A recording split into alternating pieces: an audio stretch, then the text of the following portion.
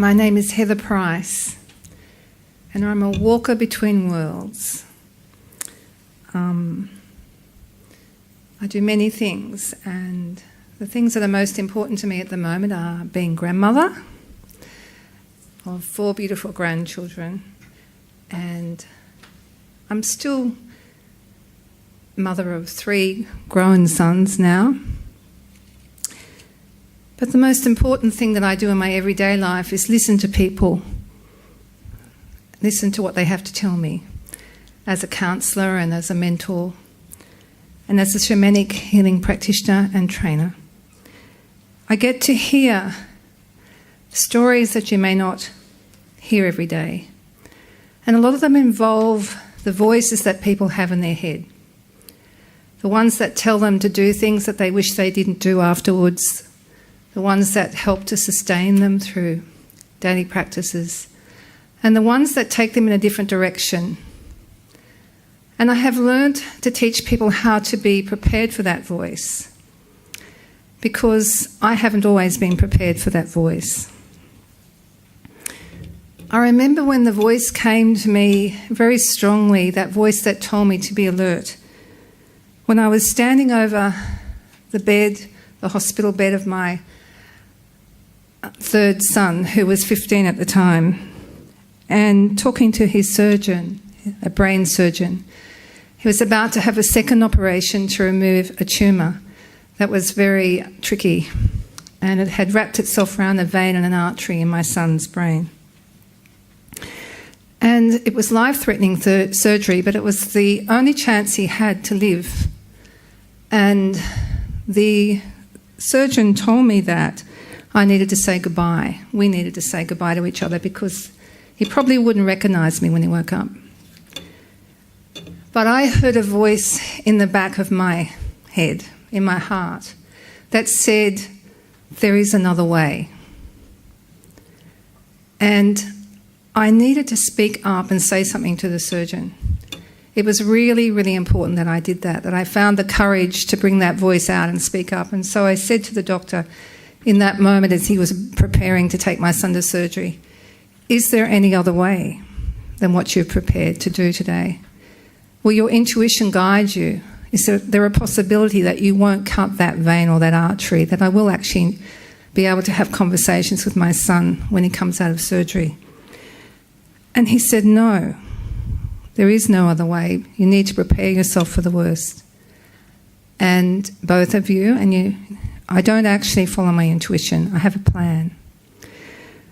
So we said goodbye, and then I went to the waiting room, where I waited for 9 hours to see my son again and to see the doctor, not knowing whether my son would recognise me. So 9 hours later, the doctor came out and he said to me, Mrs. Price, I don't know how you're going to receive this news, but I followed my intuition for the first time in my professional life. And I didn't cut the vein and the artery. But I don't know where that leaves you and your son.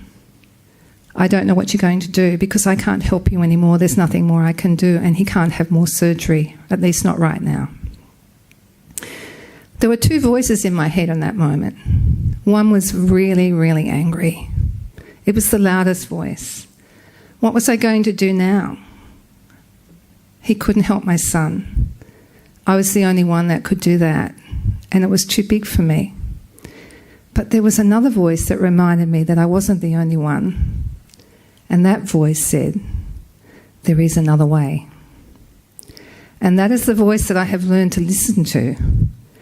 And that is the voice that took me on a pilgrimage with my son out to Central Australia a few weeks later, or a few months later. And we did find another way. My son is 32. He's just had a scan. He hadn't had one for 10 years. And he sent me a text yesterday by chance saying, it's all good, Mum. Hasn't grown. We put it behind us 10 years ago and just got on with our lives. And so the last few months we've been working it out together, whether he'd have another scan, and he decided to. Good news. That voice in the back of your head takes a while to get to know. And It is the voice that will save you from so much despair. But you need to learn to hear that voice and to recognise it, because there are two voices that will come at any given time. One will come from the wounded heart, which is based on the past. And one will come from the true heart, which comes from everywhere, from the collective unconscious, from the great spirit within us and around us, from endless possibilities and miracles, that anything is possible. It is also a very grounded, sensible voice. It knows you well and it listens to you well, but you have to get to know it. So I really encourage my clients, and I myself practice, a daily practice of getting to know that voice that says there is another way. It's the voice that reminds you when you're walking out the door that you've forgotten something. And you have to learn to listen to that voice, and not to keep walking, to go back, take a few moments, sit down, take a breath, and it will come to you what it is that you've forgotten. Often it comes to you when you're halfway out or onto a train, or you can't go back, and you think, oh, if only I'd listened. But getting to know and to listen to that voice and then to act on that voice will really help you. So prepare your day well and learn to listen to the voice early in the morning. Visualise your day and watch and see what is unfolding and what needs to be done. And listen to see if there's anything you've missed. That's what I do every morning, most mornings. I watch the day unfold and I listen to see if there's anything else I need to prepare myself for. That will help you get through every single day. And then you need to praise yourself for listening. And when those other voices, have compassion for them and remember to reframe them, because they'll be bringing you messages that aren't true most often. So you need to have a strong voice after you hear those less than compassionate voices that may give you an impression of yourself that is not true, or impression of the day that is not true.